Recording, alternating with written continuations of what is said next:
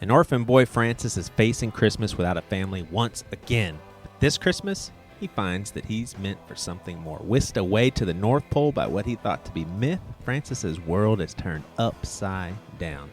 Hey guys, Joey here, and my wife and I, we have a tradition every Christmas. We get our kids each a book, and we give it to them on Christmas Eve. Because reading is good for you, reading is cool, and we also want to give them something to read while we are doing Christmas Eve prep at the church. So we're excited because there's one book that we're definitely going to get, and it's called Believer, the Yuletide Tales.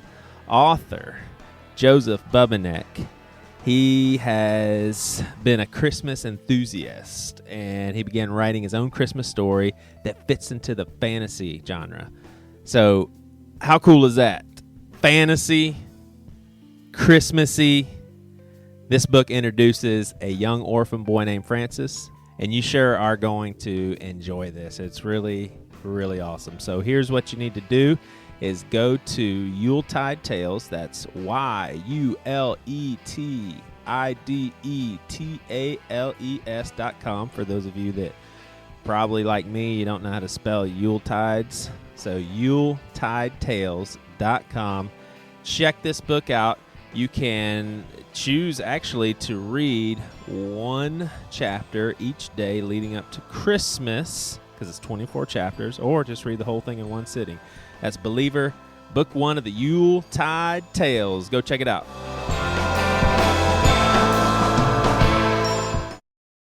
Hey guys, Pastor with No Answers here. We got a special episode for you today, welcoming Jarrid Wilson, our buddy and author. Priscilla's my wife, we're going to be talking about depression, and we're handing the keys over to Jarrid Wilson to do the interview. He gets to call the shots, he gets to run the show, and we get to answer to him. So here's the deal. This Tuesday, my new book is coming out. It's on my upbringing on fundamentalism, legalism, and then a pure, torturous dose of OCD, depression, irrational thinking, and all that. It's I poured my heart out into this one. All joking aside, it is, it's pretty open, pretty embarrassing, and hopefully pretty entertaining and potentially helpful to some people. Go to fundamentalistpastor.com. You can pre-order, but in a couple of days, you can just go ahead and order to the thing. Enjoy this interview. Support Joey Svensson, the fundamentalist pastor with no answers. Go out and buy the book. Love you guys. Have a good one.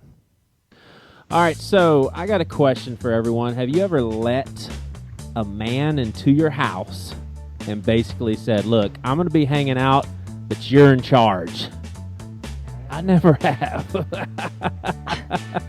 But I'm doing it on this podcast. So basically, this is the Pastor with No Answers, and we're going to be talking about depression, mental illness, talking about my new book that basically you can go to fundamentalistpastor.com and check out. And I'm handing the keys over to my friend Jarrid Wilson, and I have given him free reign to poke and prod and ask questions and just get to the dirty stuff about depression. Now, Priscilla, do you give him that permission?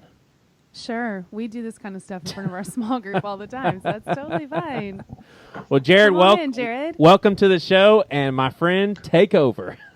I'm excited you guys have invited me. The tables have turned, my friend. The tables have turned. There you go. I'm excited to be on this side for once. It'll be fun. Now, all in love, though. I'm excited to be with you guys. I think this conversation is going to be a lot of fun. So, man, I'm pumped for your new book, Fundamentalist, which you've sent me and I've read through. And I can tell you right off the bat, man, one of the things that you and I have talked about this in previous podcast episodes, that honesty and transparency is something that I've learned greatly over the last, let's say span of 3 years, but in the long term, 3 to 5 years. Yeah. That transparency and honesty, this idea of authenticity, even though it's a cliche and it's being used a lot, it's a popular term, authenticity. Right. Unless it is fully embraced it's not actually transparency or authenticity or honesty. And so I tell a lot of people, I'm like, hey, if you're going to be transparent, you're either 100% transparent or it's not transparency. Yeah. You're either 100% authentic or it's not authenticity. You're either 100% honest or it's not honesty. And I think a lot of times we think if we could just give people a little look into our life, that's good enough. But the reality is that our world right now is hurting so much for authenticity and this real, raw, example of individual lives. And so I appreciate your authenticity and honesty throughout this book. I think it's refreshing. I think it's something a lot of people are going to need to read. They need to hear it. And I'm excited for the release of it, my friend, because I feel like it is going to change the lives of a lot of people, especially as it pertains to the stigma surrounding mental health, which leads me to my first question that I have for you, Joey. Mental health, the stigma that surrounds it as it pertains to, let's just say, faith in general, obviously Christianity, but faith in the church. Why do you think there is still such a stigma today, and do you find it getting any better? Yeah. Well, I would say there's many ways of tackling this question, but the most important angle is the reason why there's so much of a stigma is because the people that are suffering with mental health, they're not talking, and they're embarrassed to talk about it. And sure, it is kind of a cycle because they're embarrassed because there's a stigma, but there's a stigma because they're embarrassed. Yeah. So it's one of those things to where if the people that are cuckoo like Joey Svensson, if they don't start talking, because, the talking has to start from a place where, hey, my mind is not functioning well, and that's because my brain isn't functioning well. It's like an organ. It's a collection of cells that make tissues, and the tissues make an organ, and it's malfunctioning. And the brain helps you think and process the world. So if the brain's malfunctioning, you're not thinking right, and there's nothing to be embarrassed about. But bottom line is we are embarrassed. We don't want to talk about it. So, I think that the stigma, we have to own that as mentally ill folks. So when it comes to the person who should be taking the lead, and I already know your answer to this because I think it's the same answer as mine.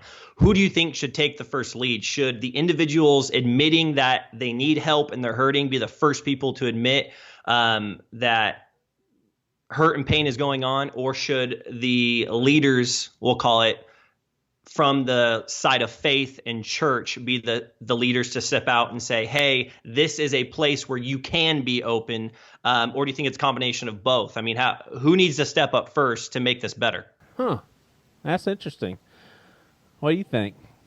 I kind of have an answer, but I'm curious what you think before I answer. Yeah, I guess my first reaction would be both, but I think because there is such a stigma, if I really think about it, I guess I think our leaders, I think people that need to be setting an example need to make it a safe place for people to feel like they're normal to be able to do it. So, but and here's the irony, Jarrid, is that a lot of those leaders are struggling with mental illness. So exactly. It's a little bit of both because the leaders need to be talking about it, but it's themselves that they need to be talking about. Yeah, and I think the reality is I can say the church because coming from a background of pastoral ministry, same as you, there's been a lot of things that even when I got into ministry early on, I was told, not to say from the pulpit, we don't talk about this yet. Right. And a lot of that I bought into. And so I can say that from the background or perspective of the church, I do believe, like you guys said, it's the church's job because of the mistakes that we've made for so long about not talking about it, which has created this stigma in general. I really do believe church leaders and speakers and authors and anyone else who is a voice in Christianity should be leading out and saying, listen, it's okay to talk about this. Right. It's okay to be broken. It's okay to be hurting. And then, like you said, and follow it up with, if it's true, because I am too. Right. And go ahead. I'm sorry. I was going to say the only thing I would tag on to that is, and this is probably what you're alluding to too, Jarrid, is I feel like if we do talk about it, it's like something in the past and it's been overcome. And I think when people actually say they're struggling with it right now and that like that's just the power of Jesus, Holy Spirit, whatever, that's helping them get through each day, but they don't have it all figured out. As I think where there's real traction for other people to step forward because they don't feel like they have to have it as they've already solved it. They can be where they're at right now and be okay with that. Yeah, totally. And unfortunately, we're talking about the church's responsibility to be more open about mental health, but there's some churches, their first step is to admit that it's even an issue, because there's a lot of churches that practice the sort of, wait a second, you just need to be positive with Jesus, claim scriptures, run with Jesus's promises, because, they see any sort of battle in your mind, they see it as something that you should be able to overcome, because they can't grasp the concept of the brain being a physical organ that malfunctions. Wait, that's not what your book's about? That's not what it's about? I'm confused. I think I might have read the wrong book then. No, I think one of the things that I've realized is, Priscilla, one of the things that you said that was really powerful, someone commented on one of my blog posts today and said, Jarrid, I can't remember the exact phrasing. I wish I would have brought it up before I got on with you guys. Something along the lines of, Jarrid, do you remember the exact moment when God freed you from your depression? Thank you for responding to me in ahead of time.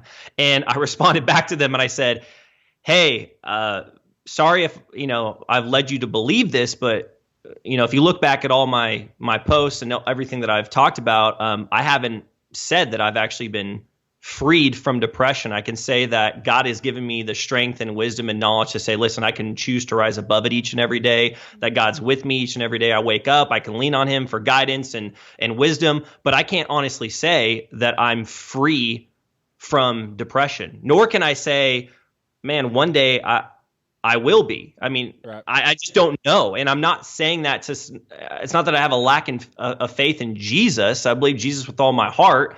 But I can't say that I can't play God and say that God is going to free me from this, because the reality is that, dude, my testimony is a lot stronger when I'm dealing with the same thing a lot of these people are going through. And I mean, it's kind of weird hearing me say that out loud for the first time. I've never actually said that sentence, but I think a lot of people, like you said, are looking for this prayer, or if you have enough faith, you will be freed. But then the opposite result is, well, if you're not freed from depression, then that means you didn't have enough faith, which means that your faith is work-based, which is just a whole mess. And it's just a rabbit trail that I hate going down.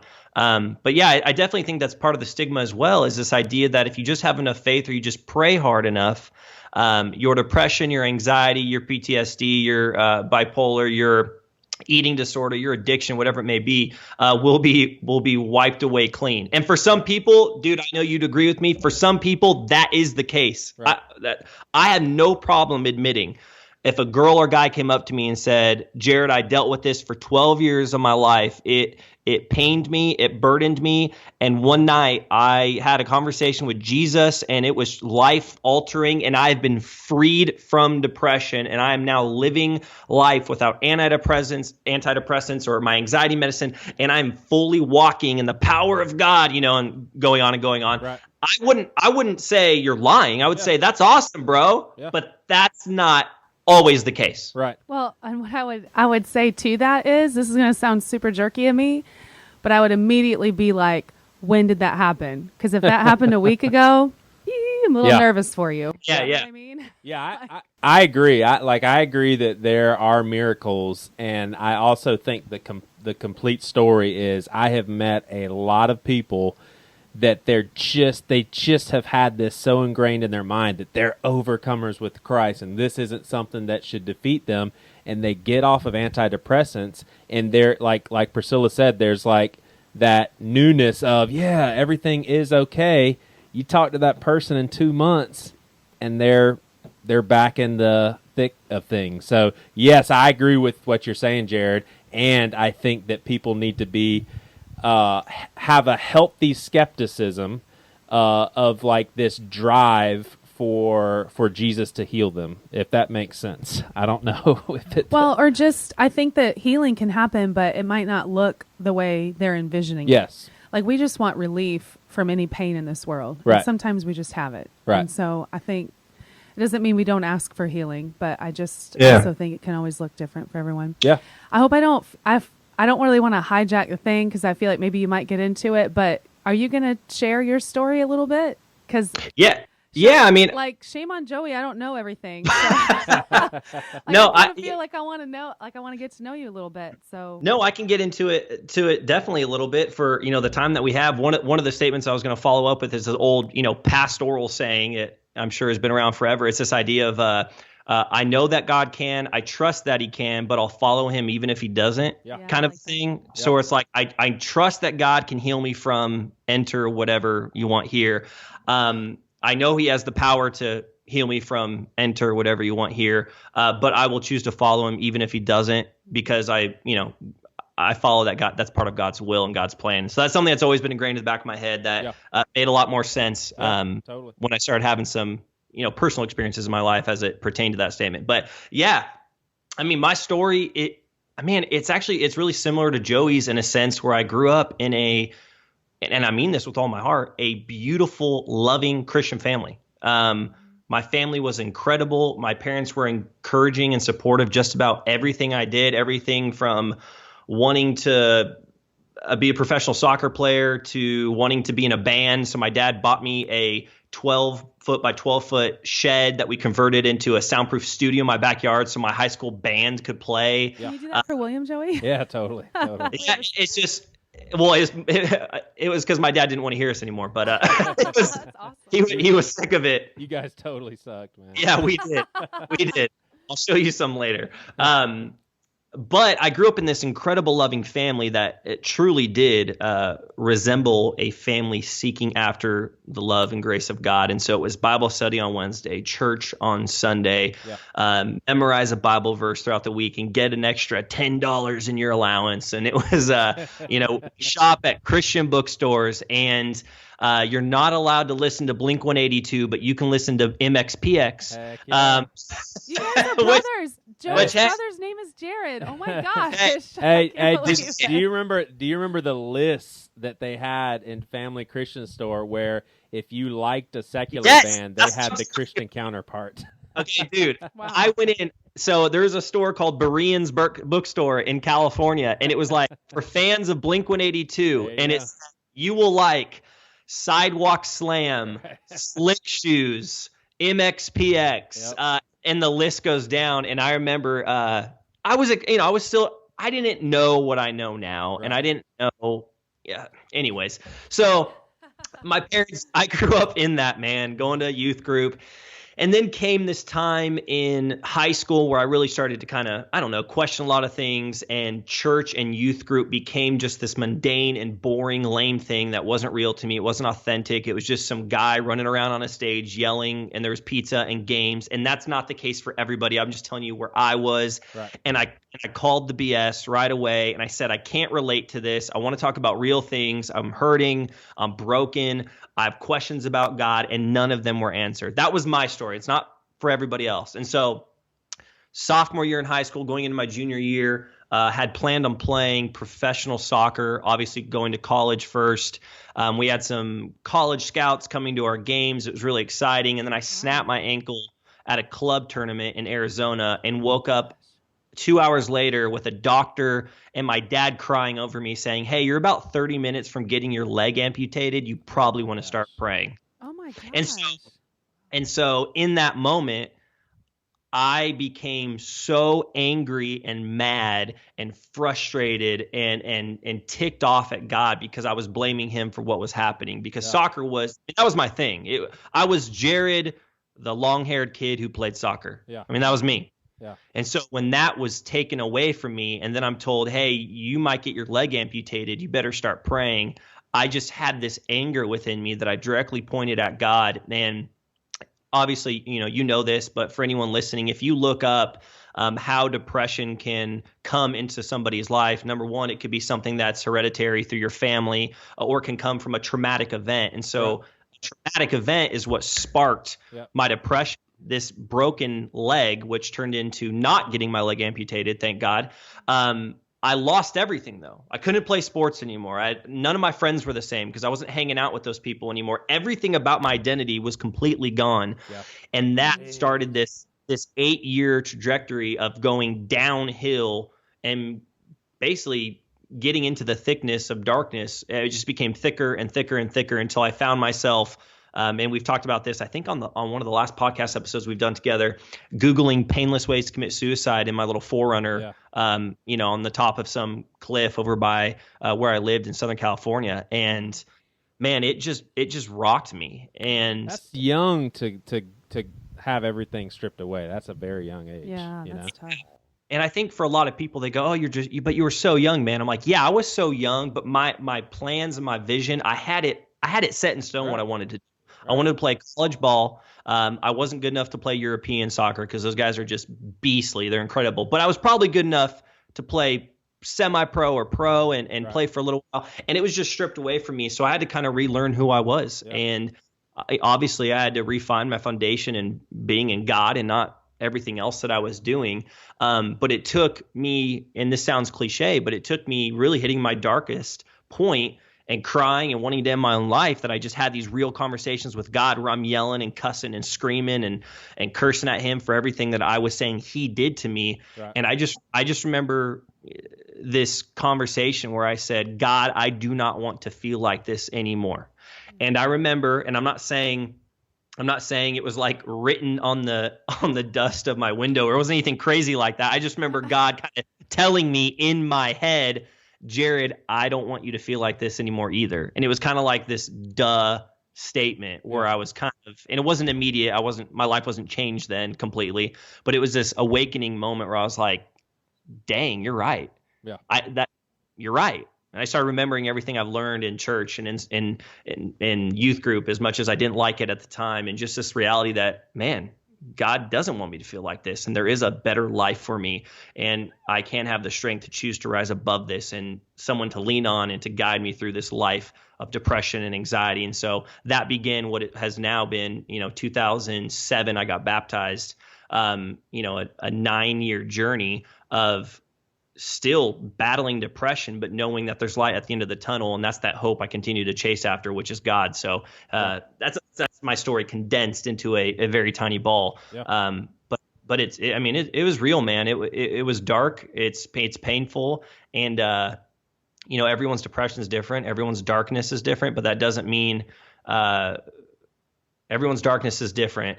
But that doesn't mean that they're all not hard places to be in. So yeah, totally. Yeah. When I hear someone, as a matter of fact, today there's a lady at our church that struggled to the point where she had to be taken to a specialist out of state, like it was just at such a deep level, and she came back. She felt like she had a fresh start. And now she's just downward spiraling again. And it really, it's one of those things like I can sometimes like I have somewhat of a pastoral edge of me, but there's sometimes where I can't slow down enough to find empathy because there's just so much hurt and I'm just like, oh, it's so overwhelming.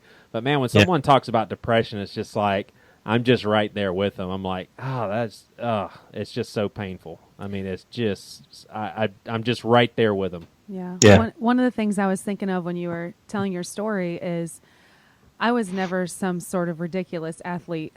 Like you were. Just go ahead. Definitely wasn't. Offensive lineman.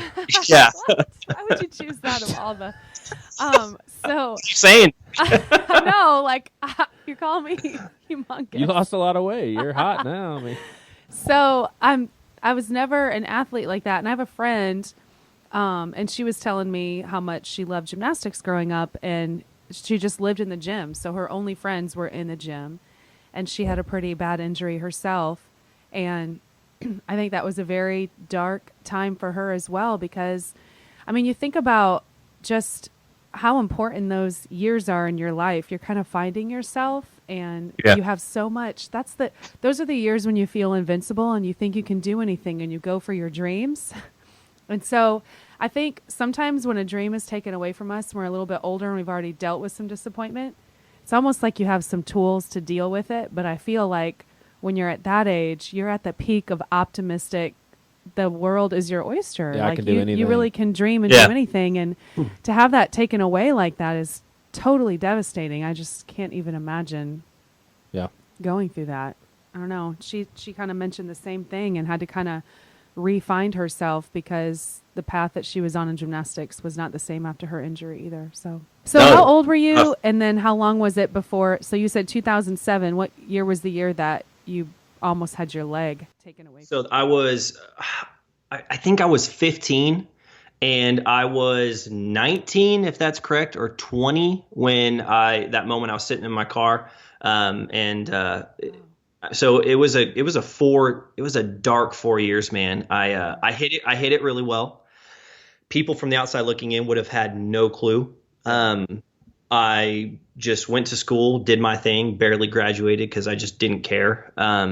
Still hung out with people every once in a while. I remember like having girlfriends and I would just lie and say, hey, I can't go on our date tonight to the movies because I don't know. I'd make something up. My parents said I'm in trouble because of grades. Little did they know my parents didn't, that wasn't the case at all. I was just at home because I didn't want to go out. And so I hit.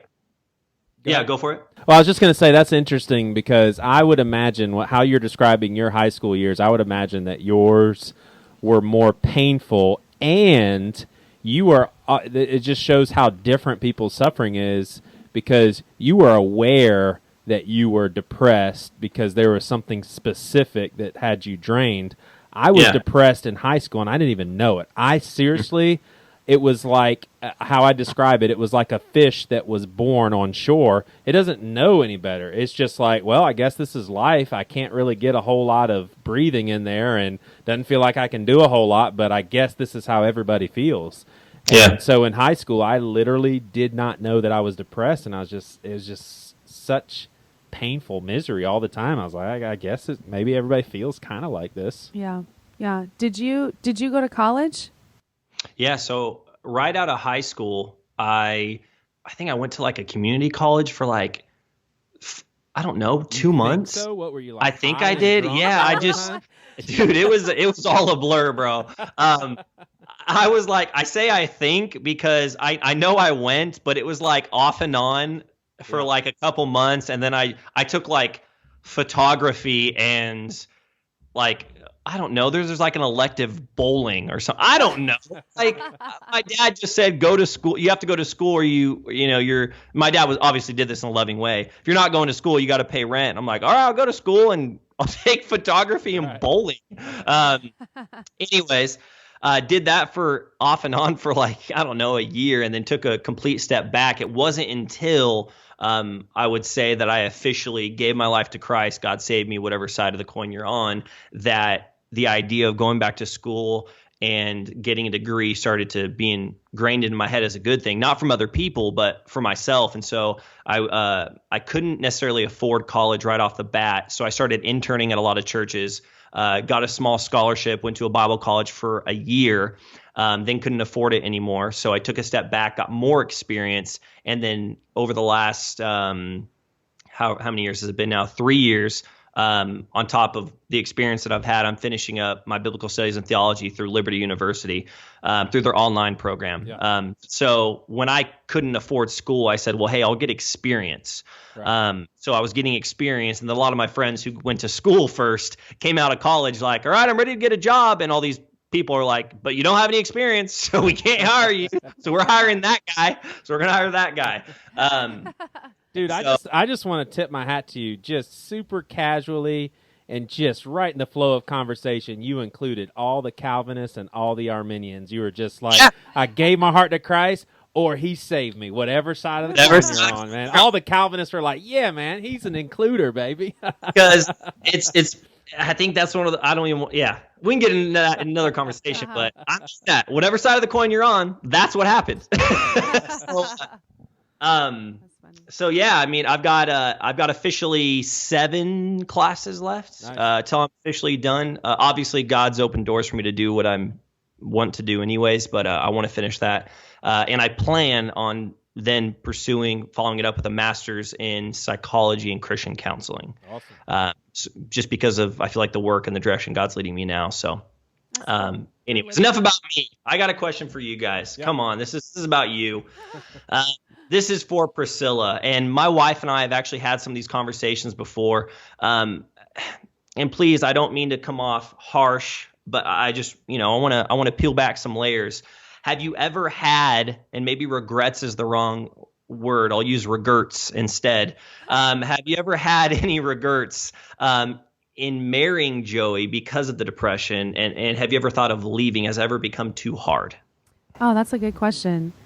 I hope this is going to be a roundabout way to answer it, but I would say I remember, I'm not going to go into the story of how we met and finally got together because it's just too long. But I do remember, Jarrid, that's when you say, "Hey, thanks." I do remember. I remember hey, him telling me that he deals with depression. I remember him telling me that when we were on again, off again dating, and I remember talking to my parents about it. Kind of, this is going to sound really lame of me, but the pros and cons of what that would look like to be with Joey. And dealing with you on a whiteboard and they said, yeah, I just did that. No, I didn't do that. But I just remember a conversation in my parents' kitchen, and my mom finally got to the point of like, it's, I don't really know what to tell you. It was kind of left to me like it wasn't a black and white decision. It's just something you either, if you want to be with him or not. And you're like, those sideburns. I mean, they're just irresistible. Yeah. So I just remember having that moment of decision, and it wasn't even him asking me to marry him. It was a moment of decision of like, do I move forward in a relationship with him for real? Because we were on and off for a while. And so anyways, I made that decision. And then I will say probably, I don't know if it was 3 years ago, sometime, I don't know. I would say in the past 3 years, I feel like personally have been the hardest for me. And it did get to the point where I didn't feel like I wanted a divorce. Like I remember when Joey and I were engaged or even dating, I told him divorce is just not even an option for me. My parents divorced. Is just a painful thing. So that's partly why I was so afraid of marriage in the first place. I felt like I know marriage is hard. So once I'm in it forever. So I wasn't in a hurry to get into it. You know what I mean?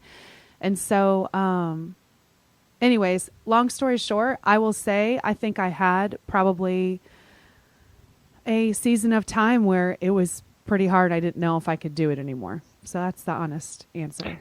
Do you think the initial... And you did mention like moving out temporarily. Yeah. I think what's funny now, like you're still part of this conversation, Jarrid, but I'm looking at Joey. Like, what's funny about this conversation? What's funny about that is you and I talked about that recently, and you said you didn't even remember that I said that to you, and that's actually like was a super scary night for me because I was like, I'm going to tell Joey that unless he seeks after help, like it's everything in his life, like he has nothing else to do but to get better. Was Clemson playing? Jerk. I wanted to take our kids and live with my parents until he could figure it out. Yeah. I know that sounds so jerky me to say because I don't understand depression as far as I deal with depression myself, but I do understand that it's not just something he snaps out of. I knew that, but it really did get super, super lonely, super low. I didn't have any more reserve to deal anymore. And I don't know if I did a good job with this or not, Jarrid, but part of the agenda, like I have some hidden agendas in my book. It's not just entertaining stories of a psychopath, but like one of my agendas is honestly to speak for people that live with folks that are depressed, because I feel like Priscilla and I have had an open enough dialogue through the years where it's just like I can really hear where she's coming from. And we had an experience one time. We have like a house church on Sunday nights, and we were all kind of sharing our stories. Like we had one night where two people shared their story, and one of them was me, and I was sharing about my depression, and Priscilla was kind of chiming in and basically saying saying some really hardcore stuff about how she got to a point where she's just like, I don't know if I can do it anymore. This is just too much. And all the sympathy was for me. Like everybody was like, man, that must have been hard for Joey to hear that from his wife. Wow. And maybe some people are thinking, gosh, I mean, doesn't she know that he's struggling with depression? And I think, honestly, there's a lot of people that go that route. You have some people that don't slow down enough to realize how hard depression is, but then you have some people that are they don't even think about the spouse. Yeah. No, totally. And I think, that's one of the things that my wife and I going into marriage, I was open about it with her right off the bat. I was like, man, this is who I am. This is my past. These are things I've dealt with. And basically her response was, okay, I've never dealt with that, so I don't get it, but I'm going to be here for you as much as I can as we kind of journey through this thing together. And I think that's, there's only so much you can do going into a marriage. And if you've never struggled with it, there's only so much you can do researching online and getting wisdom from others. I mean, every circumstance is different. Every relationship was different. So I'm sure that you guys had to learn how to do things. And I'm sure you do things differently. And I'll get to a question pertaining to this, in just a minute. I'm sure there's things that you guys have learned to do differently than others that help balance the situation, and things that you guys have been able to do that help work out certain situations because your circumstance is different because you've dealt with something that she hasn't before. Right. Yeah. Yeah. Hey, are you going to ask me if I ever left her or if I ever thought about leaving her because of her bullshit? I mean, there's stuff that she does, man. I do. The only well, time have you? Yeah, exactly. When I'm pregnant. And I'm mean when I'm pregnant. What were you going to say? Microphone. No, the only other thing I was going to say is sometimes I hear myself, like you asked that question, and I think both Joey and I are kind of this way. It's such a belief system of ours. It's so important to us to be so open. I think sometimes I feel a little burned by it or maybe even misunderstood, but I also almost feel like it's just worth it. Like our life is too short to pretend something different. And, if I could let my pride get in the way a little bit, I'll after a conversation like this, I'll tell Joey, I'm like, but do you remember all those years? I was so positive and I was so there and I was so whatever, because we're coming out of the last 3 years that were super hard. And I just almost felt like I was losing myself too. Before, but I'm like, remember me before? How awesome of a wife I was? I kind of almost want to remind him that I wasn't so negative. I wasn't so defeated.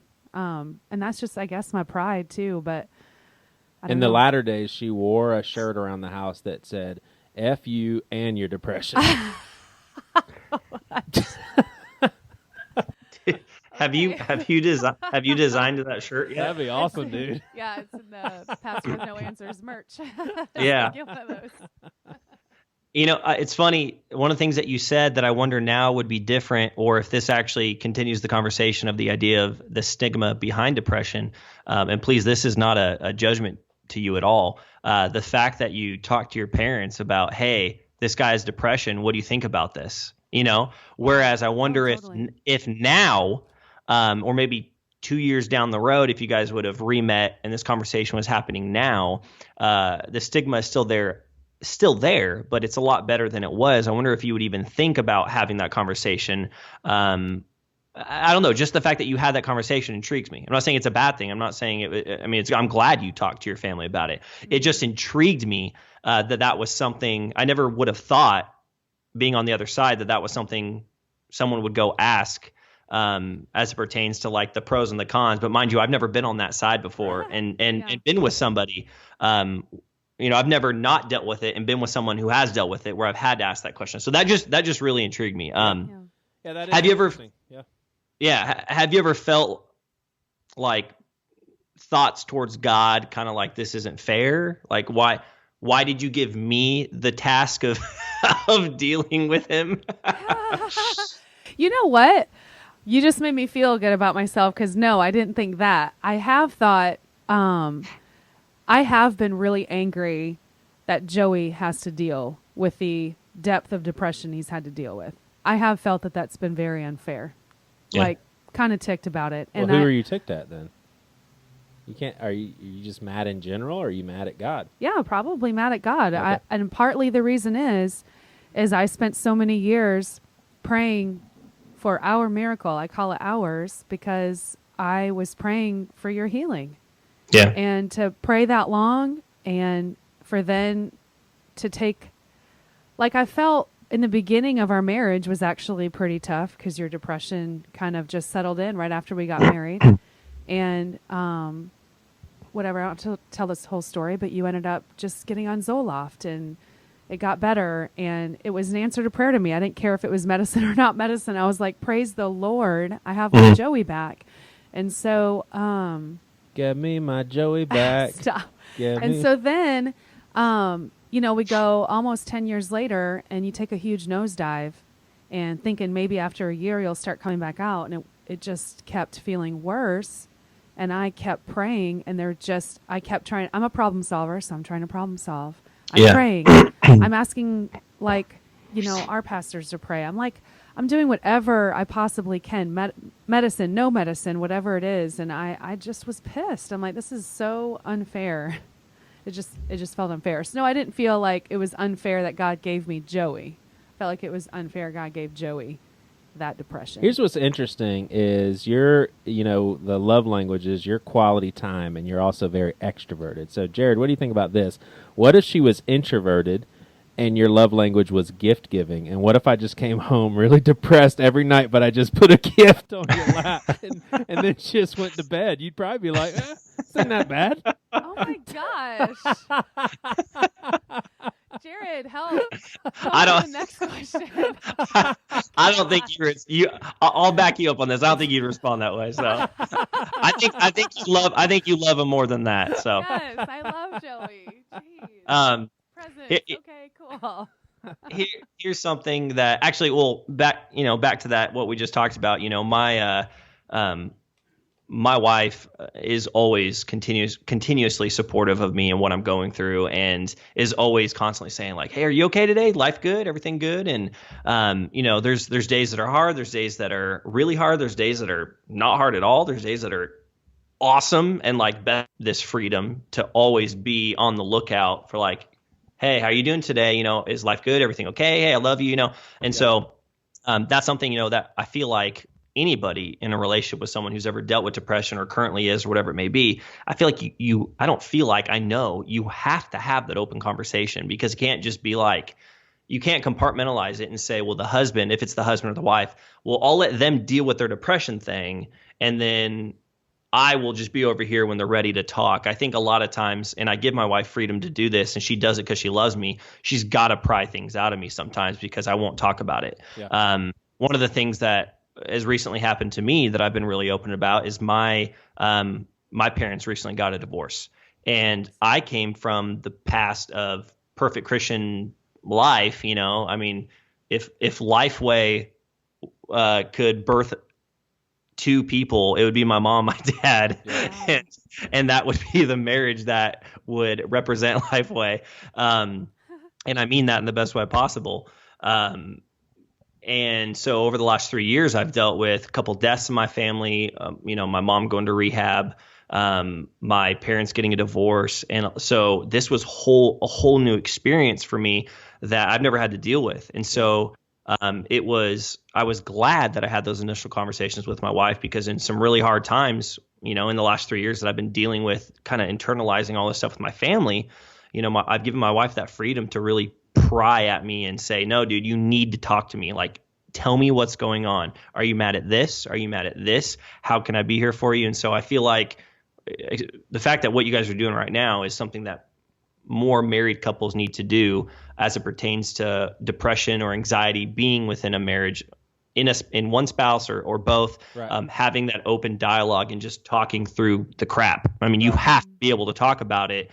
I always tell people this, is I say, when you try to hide all of your emotions, you don't want to talk about them, you internalize them. It's like putting a pack of Mentos in a 2-liter bottle of Coke.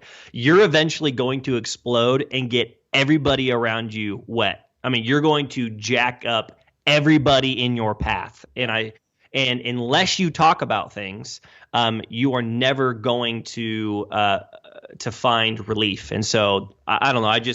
I love that you guys are having this conversation. Well, and I appreciate you saying that. And I think that the deep, dirty, dark secret for at least us, or for me, is once I get to a certain level of depression, what you said is true, but it doesn't happen. And I think that's what's so devastating to Priscilla is she's like, look, if you're depressed, that's one thing, but we've got to talk about this or I feel completely alone and alienated, and I don't have it in me. I mean, I seriously, it's almost like, I would put on the same level of someone who's paralyzed from the waist down, and you're saying, get up and run around. It's just like having those deeper conversations. So, yeah, I mean, I think for people that are maybe find themselves in that place, man, take advantage of your windows of when you're not depression and talk the hell out of it, I guess. Well, I will say one thing that, how long have we been married now? 14. Yeah, so 14 plus years together, and I still remind you sometimes that I literally just need you to tell me I'm having a hard day. Yeah. So just that basic communication of knowing today's not a normal day for me helps me function in my day, because then I'm not wondering if you're frustrated about something, if I've annoyed you, if I'm not trying to problem solve it. I just know today's a hard day. Yeah. And for a while, Joey did not want to have to say that. You used to get annoyed with me and say, well, duh, you should just know that. Right. And I was like, I'm sorry. I just need you to say it. It makes me feel like it's not me or it's not us, but it really is just depression settling in. And then somehow I have to know that to be able to, interact with you a little differently that day.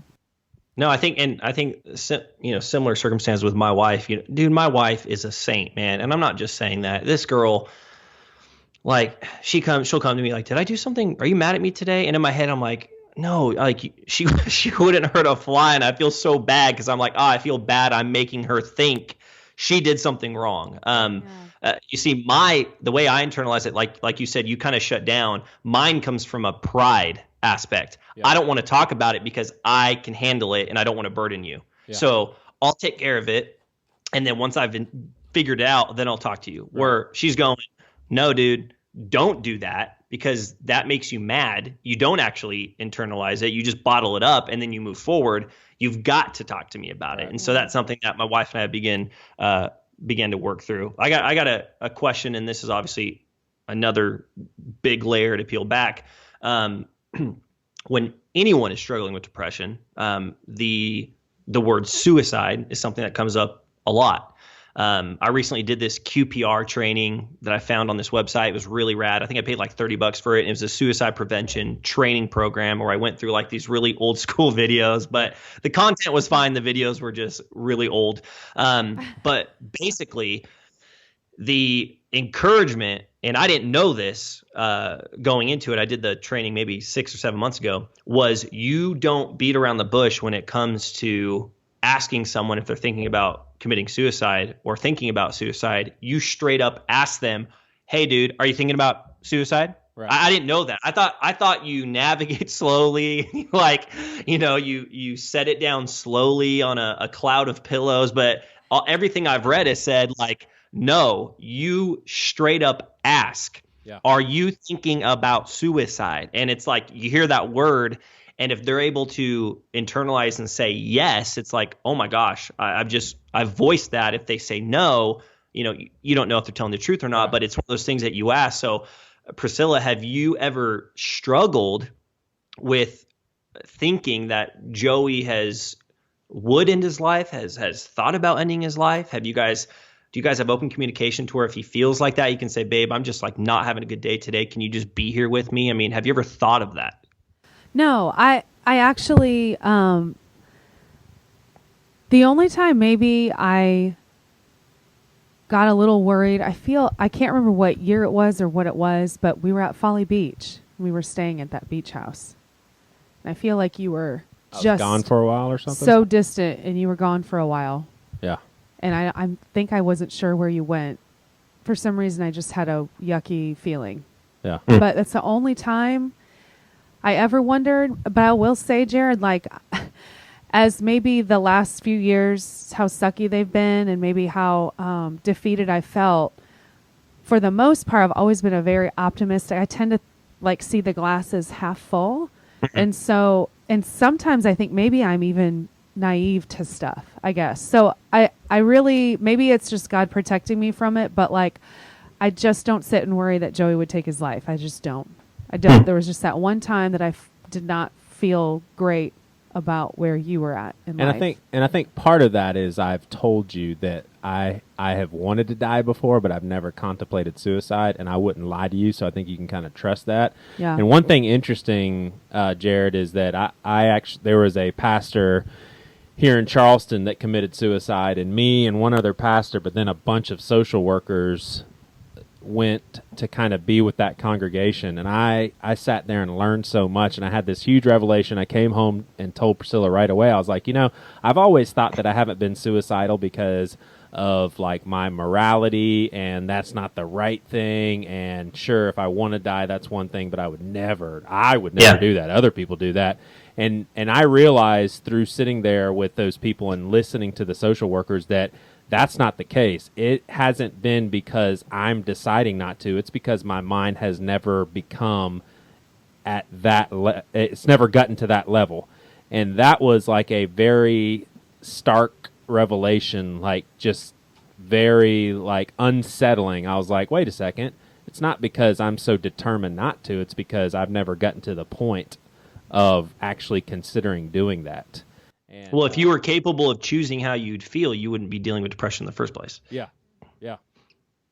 Which is something that I think a lot of people don't realize. I mean, I don't want to. Maybe this for another time. I don't want to go down the rabbit trail of suicide and the reason it happens. But I think it's one of those things where for a lot of people, man, it would be safe to say, and I would guess 95% of people who deal with severe depression have had a thought of the world would be better without me. Yeah.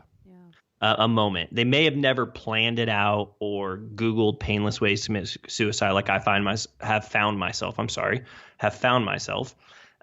But it's a thought that goes through your head of like, well, I'm just a burden to everybody. It's the way that you could say the enemy lies to you and tricks you and deceives you. And so, well, no, I mean, I'm glad you answered that question because that's something that my wife and I have to talk about too. Mind you, when there was a couple days ago where I ran out of my antidepressants, and I'm very open about it. I take one a day, have for the last like 6 or 7 years. And I ran out, and my psychiatrist is in Nashville, and I have to schedule a meeting ahead of time. They're booked, so I went 2 days without anything. And dude, I had these crazy night terrors, and I was sitting there. And I was sleeping, and all of a sudden I wake up and I'm yelling, and my wife wakes me up. She's like, "Are you okay? Are you okay?" I'm like, "Oh my gosh, I had this crazy nightmare." Well, I go back to sleep. It happens 5 more times. Like I'm out for an hour and I wake up yelling, and it was this crazy moment of like, oh my gosh, like I didn't realize, and the way I felt. I mean, I just felt blah, like I just didn't want to do anything, and mind you, a lot of that was the withdrawing of the medication within my body and my body freaking out going, wait, where's the stuff that we've had for a long time? But anyways, it was an opportunity for my wife and I to have these conversations because it was like, hey, why do you think you had those dreams? Why do you think you're groggy the last few days? I could tell you were a little off. And so, the conversation of suicide, I think, is something, once again, not that I know it has to happen. Right. If anyone in a marriage is dealing with severe depression, even postpartum depression, I've seen a lot of moms who have written a lot about this where they just felt like, I don't want to do this anymore. This kid's better off with another mom because I can't take care of him. Right. It would be better if I was gone. I mean, and I think admitting that you have to admit those things in order for your spouse to be supportive for you. Yeah. If you don't give them that knowledge, you are setting them up for failure as your spouse to support you and encourage you because they don't know what they don't know. And if something were to happen, your spouse is like, well, I never knew because the dude didn't tell me. Right. And if I would have known, I could have maybe done something to encourage or support. So, yeah. Right. And it's important for our listeners to hear what you just said, the example that you gave of a mom actually saying, my kid's life would be better without me. There's not one mom in their right mind who really thinks that. Not one. Every mom would say, hey, it doesn't matter how jacked up I am, they're better off with their mom because there's no one that loves my kid like I do. So that has to open people's eyes to, I get frustrated, honestly, when I hear, oh, suicide is such a selfish decision. And I realize going to that church and hearing those social workers, they were having to explain to the congregants, because there were some people saying, I just feel like he's abandoned us and he turned his back on us. And they said, look, you've got to understand, he was convinced in his sick mind, and not in a derogatory way, that this was the only option, that there was nothing else he could do. And but that, for someone who's never experienced those thoughts, there's no way you can relate to that. You just don't understand. Yeah, definitely. Do you guys have anything, any practices set up within your marriage, or your relationship, or even as it pertains to your kids? Any practices for when you're struggling and your wife can support you or encourage you? Like, do you have anything set up? Like what other term you want to use? Guardrails or, whatever. I think the only thing that I can think of right off the top of my head is Priscilla knows that I will fight, and I will try to keep going, and I'll try to have a good attitude, and I'll try to be open. But if there are ever times when I really feel like I don't have any try in me, she can take it to the bank that it really is one of those deep, dark times where I just can't do anything. And there's a pastor at our church, Chip Judd, that a lot of people have heard on this podcast, that I think has helped both of us be okay with that. There will be times that you just can't expect anything out of Joey. And it would be one thing if I always try to took advantage of that. And is that during the Clemson games? Yeah. Oh my gosh. Sorry, I had to say that. That was just perfect. One loss, man, and you're talking trash. One loss. I just can't do anything today. Sorry. Anyways, keep going. At least 4 straight hours. Yeah. Hey, they're still going to the playoffs, man. So But yeah, it's just like that. He gave us, I think, gave Priscilla permission to be okay with that, and me permission to not beat myself up about it. That there will be times where I simply have to retreat to my bed, lay down, give my mind a break, give everything a break. And when a good friend of ours passed away in a car wreck, and that definitely aggravated doesn't even do it justice, but it just magnified extremely my depression. And this guy that we're talking about, Chip Judd, was my boss at the time, and he pretty much said, you are going to work 30 hours and you're going to get paid 40 hours. He said, now, if you're doing this time in 2 months, we'll probably need to talk about it and reevaluate. But right now, as your pastor and as the organization that you're working for, we are telling you, you have to take 10 hours. And he said, whatever feels like rest to you. If it's jogging, jog. If it's reading, read. If it's sleeping, sleep. If it's watching a movie, watch a daggone movie. But you have to take 10 hours for yourself. And that was tough for me, man. I mean, it was tough for me to let myself do that. But I'm a rule follower. Like, I follow my leaders. So I was like, okay, that's what you're saying to do, I'll do it. And you clocked your hours like he kept track of his 10 whole hours. It's funny. I wish more churches would, and maybe a lot are, but I wish more churches would follow suit with that, because I think that's really cool, man. Man, that actually blew me away that they did that.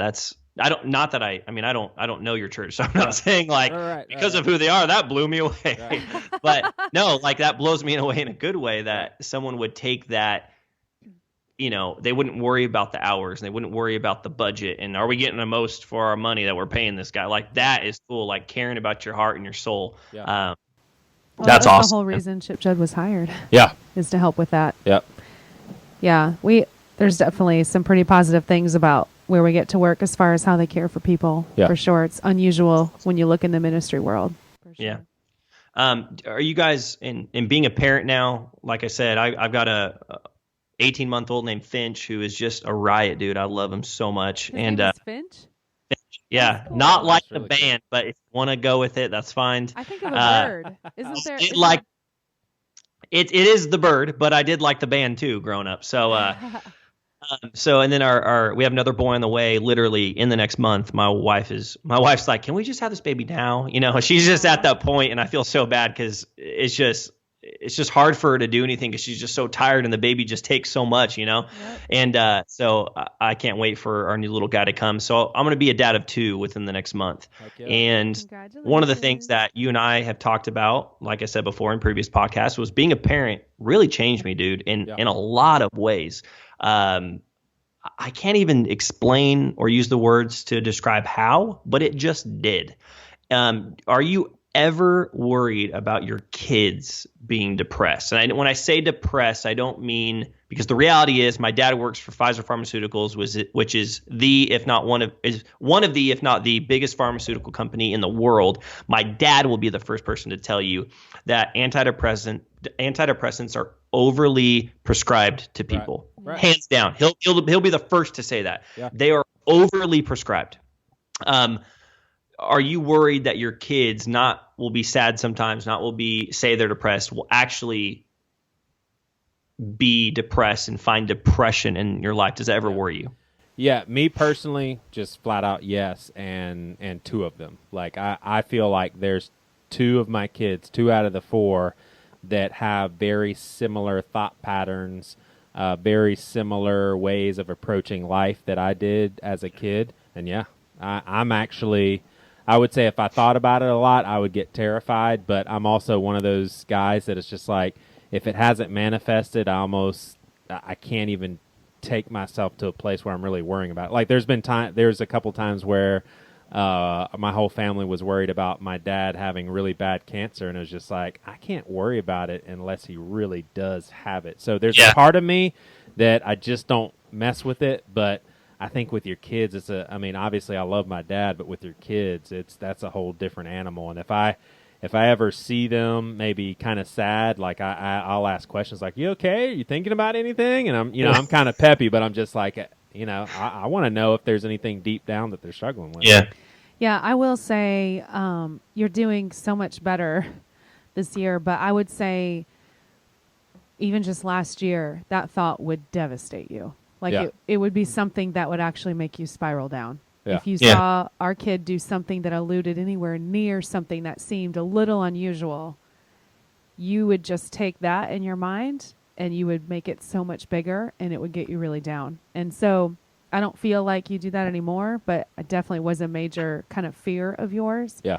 And I will say for me, it does concern me. And at the same time, I'm optimistic about the fact that we know so much about you and your journey, and we know so much about already how you have been getting help last year and this year with even just cognitive therapy and stuff. So I feel hopeful that there's just certain things we can help our kids with, just the patterns, the patterns that they create in their brains. I feel like we can help them with certain things. So if there's like a certain, I guess, way one of our kids would want to react to a certain thing, I feel like we can help train their mind to think differently and go on a different path, you know? But I guess that might be just me being really optimistic, but I feel like we can give our kids tools. I mean, my mom told me I would probably be diagnosed with ADD when I was little, but she never got me diagnosed. And I do feel like I have a hard time concentrating, but like I have figured out how to manage myself without having to take anything. And I'm not against medication, but I do feel like sometimes if we have some things we can try to overcome and train a certain way. Yeah, one of the things that, as far as, I'll say my kids now, being a dad's made me super emotional, like in a good way. Like I become a wuss in a lot of things. Like no joke, we can be going, walking down the aisle when my son is in the shopping cart, and some dude can walk by, and my little son will look at him with his long, shaggy blonde hair and his big blue eyes and go, "Hi." And if that guy doesn't wave back at him, I can tell. I'm like, wave back at my son. He's upset now because you wave back at him. And it's just. And my wife and I always get so sad. She's like, it always breaks my heart when people don't wave back at him. I'm like, dude, mine too. I feel so bad.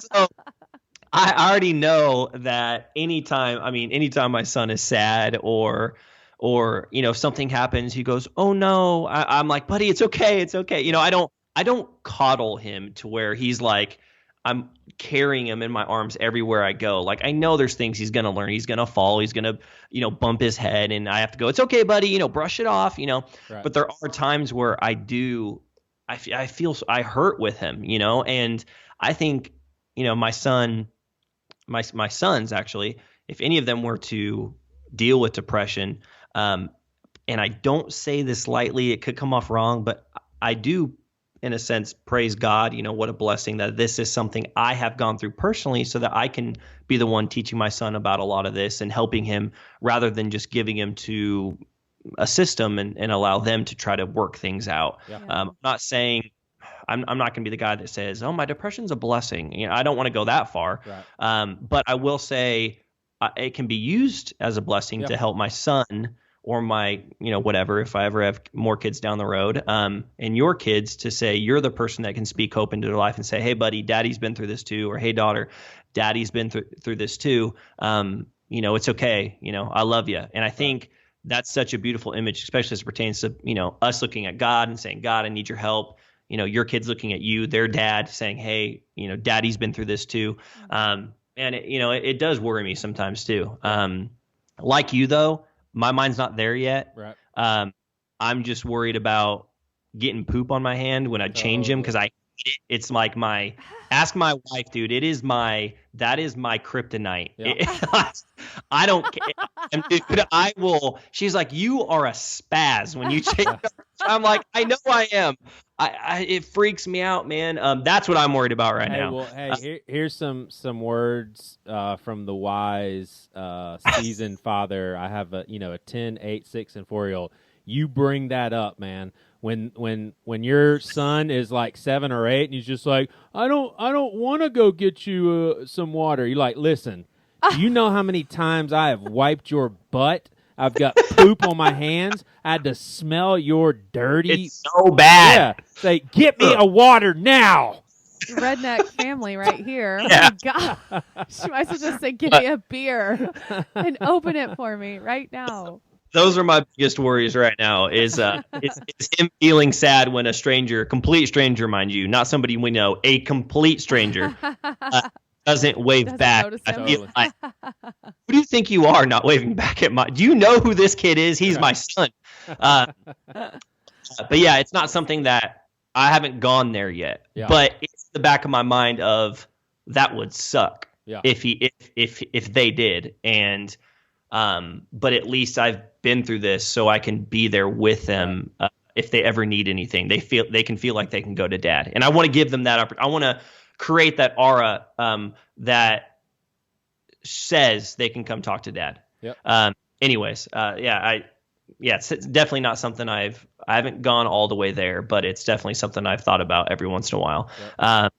What sort of things would you guys say to people, both of you, that live with somebody that deals with depression?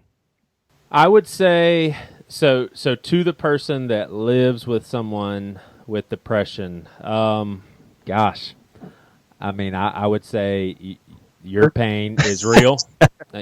Your pain is definitely real, and you need to be understood.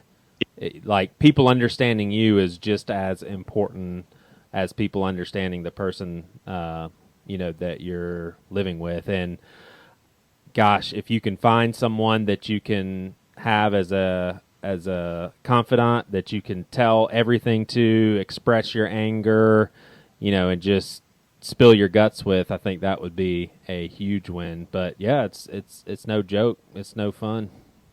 Yeah, I think the thing I would say is, I think the mistake that I made is I didn't really have one person that I felt comfortable enough to share all of my feelings to when it came to my side of the pain of Joey's depression.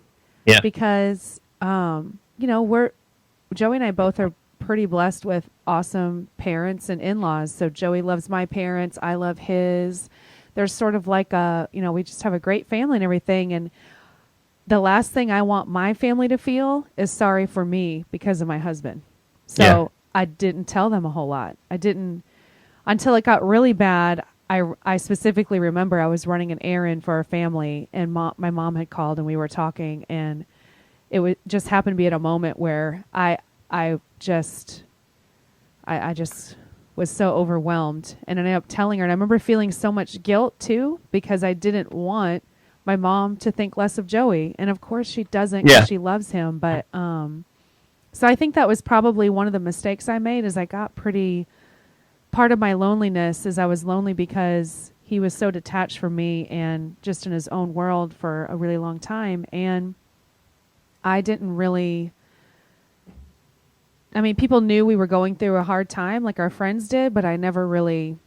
I think one time the Basils, I mean, they asked enough questions where they pulled stuff out of me, and I remember crying a lot because I was holding it inside. So I think I just needed more of an outlet to share, and no one told me I had to do this, but I also. It almost felt a little bit like a secret to me. Like, we're pretty open, but I don't think at the time the church that we're leading knew just how bad it was. And I didn't feel like it would be right of me to let anyone know that, because then I thought, man, they're all going to feel like, whoa, our church might fall apart, or we can't go to our pastor for anything because he's too depressed, or anything like that. If we add one more thing that dude's played. Yeah, it just felt like a weird, I don't know if I'm going on and on, but no, I don't know. It just was a place where. Well, you're protective of him as well. You don't want anyone to think anything less of him, because you want people to see him as somebody that they can rely on, and he's strong, and he's awesome, and you don't want to say anything regardless if it's true or not, because you love him. Yeah. I'm speaking for you, but I think this is probably how my wife would feel too, and I know it is. She doesn't want to say anything that might make someone think less of me. Yeah. Yeah. Well, and here's the thing. So I was proud of him in the fact that he was able to just do what he could do in such a low place that he was at. But I also resented the fact that when he came home, he literally had zero left for me. He gave what little left he had to our kids, and then he went to bed. And so I think that's why I struggled so badly. So I was like proud of him that he could actually do his job, but I was pissed at him because he wasn't there for me. And I mean, I need time and snuggles. So I needed way too much for someone that was feeling so bad. So, but I will, I'll say this too. Any wives that are living with husbands with depression, every single time Priscilla and I had sex, the depression went away immediately. So just my gosh. I mean, if you want to knock that depression out, hey. And the crazier the sex, the quicker it works. You're trying to make a joke, but I actually tried that, and that did not even work in your worst depression. God's magical prescription. Yeah, it's just not true, ladies. I just want to tell you that. Well, Anthem of Hope, man. So I'm excited when you told us about this on Bad Christian that you're, am I speaking out of turn to say that you're trying to partner up with as many churches as possible to aid them to help people with mental health?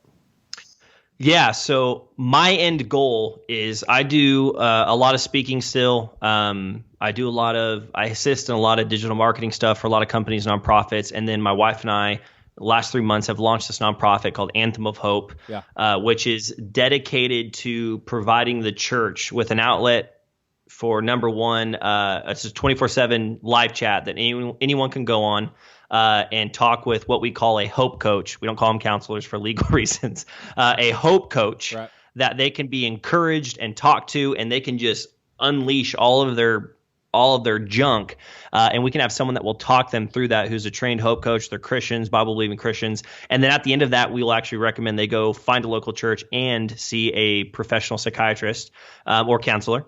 Yeah. And so there's that side of it, and then the other side of it is providing the church as a whole with workbooks and resources. And when I say workbooks, I do not mean lame, cheesy Q&A, little check mark. I mean legit, incredible workbooks that are not only fun to go through, but they're actually helpful. Yeah. Mind you, not saying that all the cheesy ones are not helpful. Right.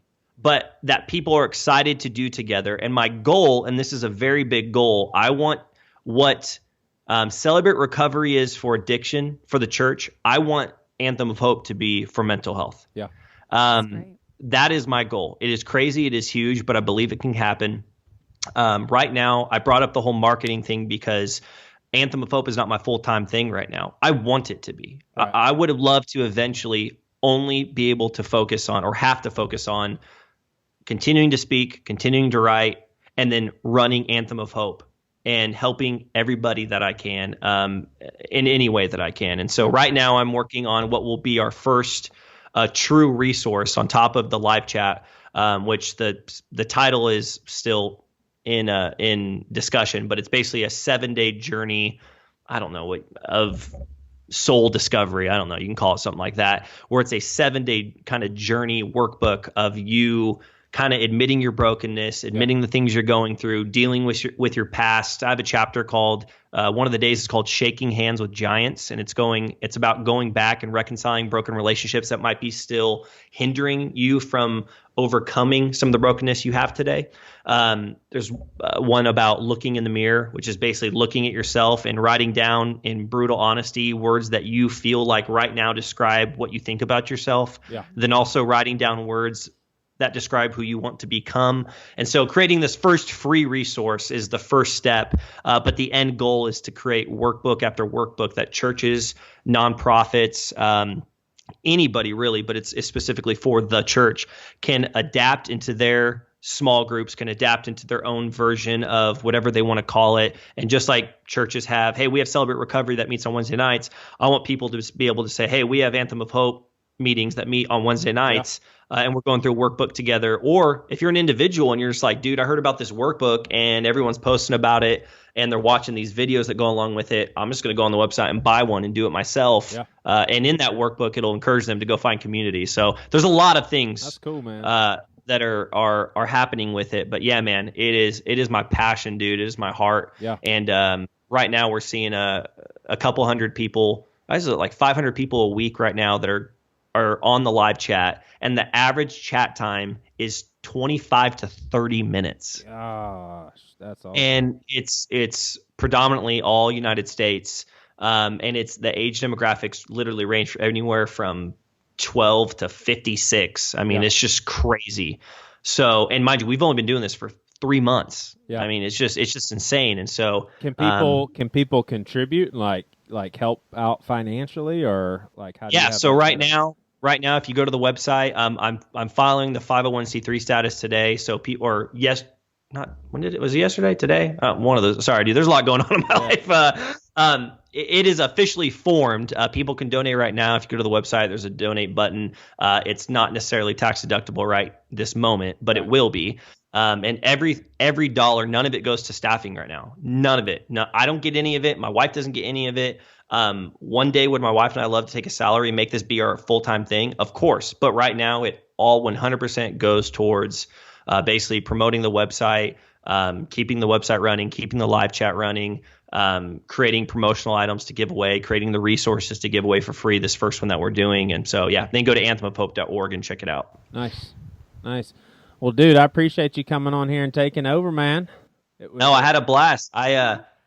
Our friendship, man, is so awesome. I think it's cool that God's brought us together. There's obviously, and we've talked about this before, there's a ton of things that I know you and I see very differently on, but I love it because that's why I think this works is, although we see differently on some things, we also have a blast talking about those differences. And we have a blast talking about the things that we see in similarity. So I'm honored that you had me on, bro.